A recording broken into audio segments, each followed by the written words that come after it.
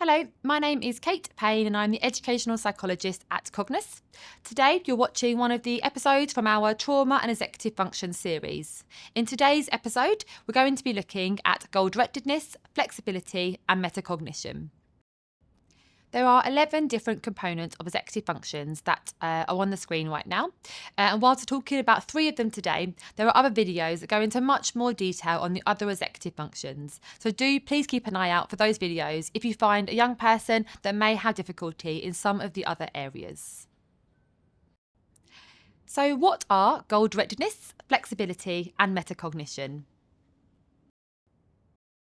Goal-directedness is the capacity to be able to follow through the completion of a goal without being distracted by competing interests.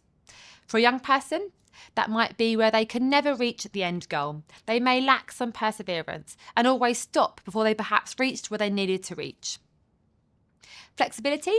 This is the capacity to be able to see many sides of an idea or situation and be able to change or adapt. This might be where a young person finds it difficult to see others' points of view, or perhaps tries the same strategy over and over again, even though perhaps it hasn't worked.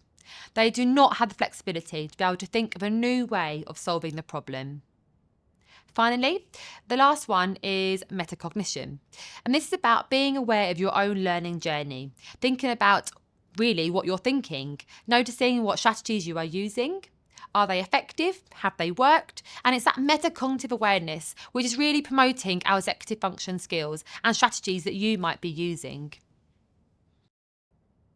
If you think that one of the young people that you work with may have a difficulty in any one of these 3 elements, it's going to be helpful to really explain that to the young person so they start to develop an understanding of what it is, how it impacts on their everyday life, both within home and within their learning environment in school as well.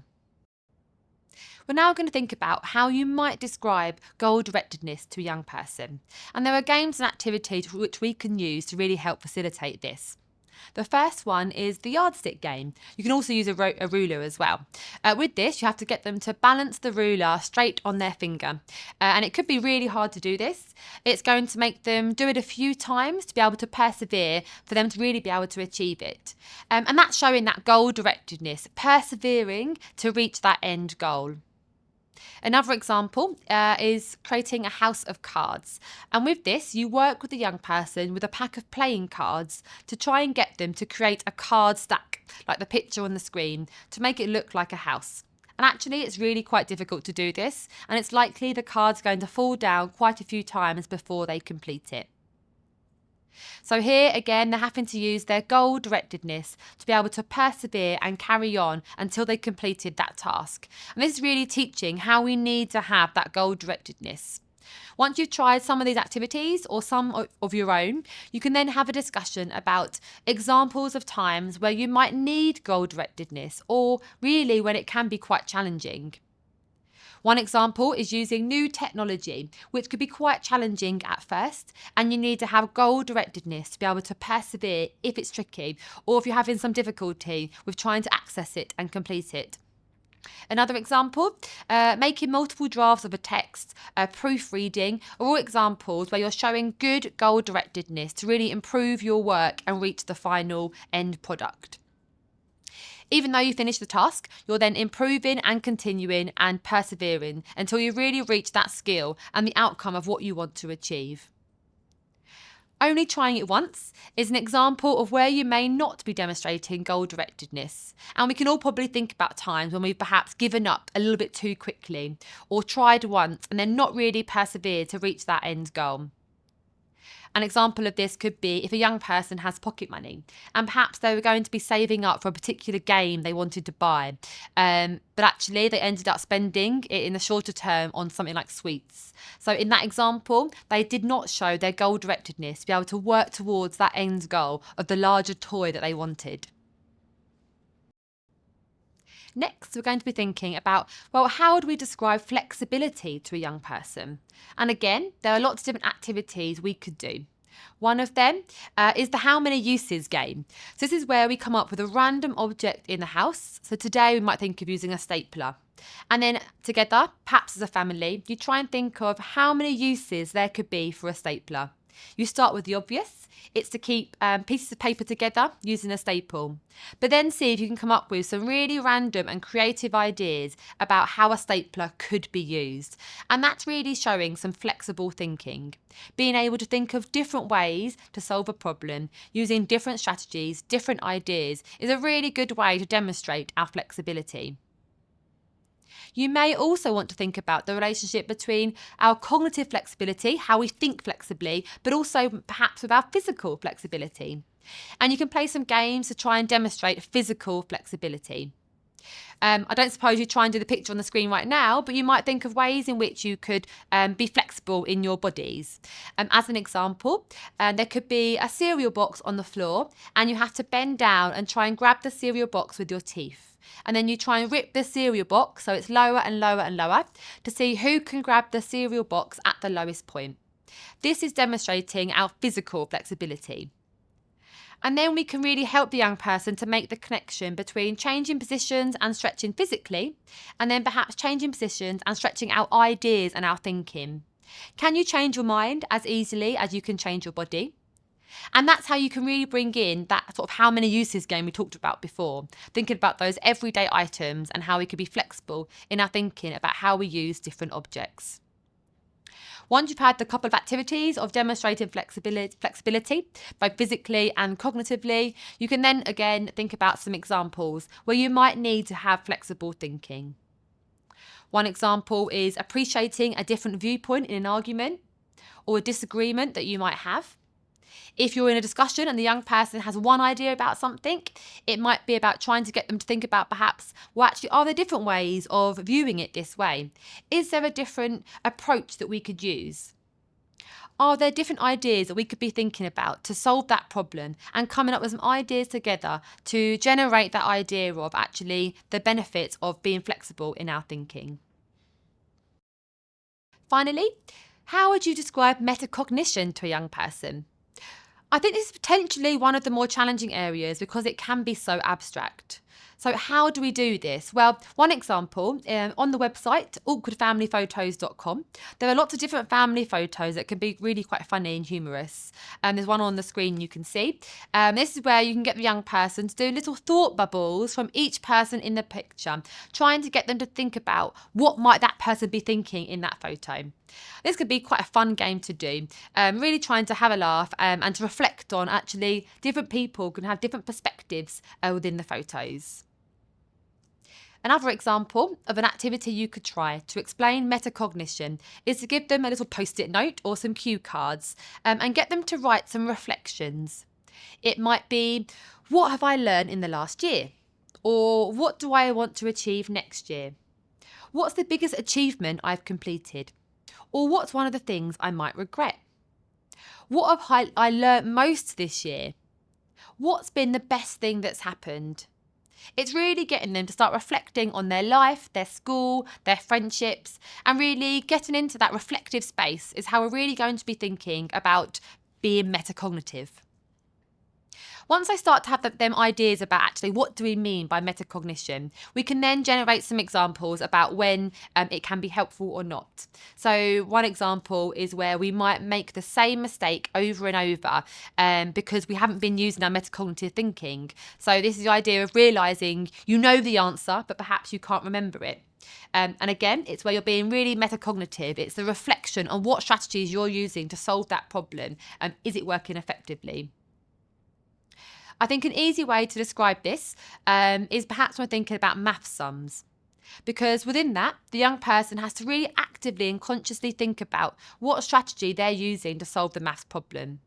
And then it's asking them, what strategy did you use? Why did you pick that strategy?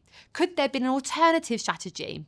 And it's those kinds of questions, again, where we're really developing metacognitive thinking in a young person.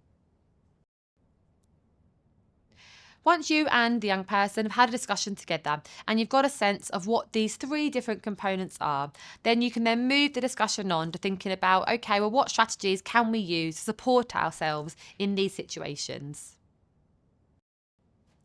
How would you have strategies to support goal directedness? This is about supporting the young person to create a goal and to make steps to achieve it. You could, as a family, sit down and create some goals together.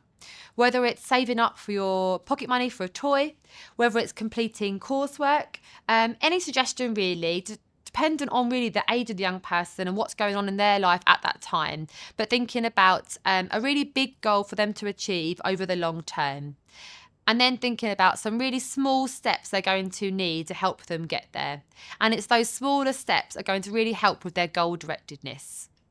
You might break a larger goal into perhaps 10 small steps for them to work towards.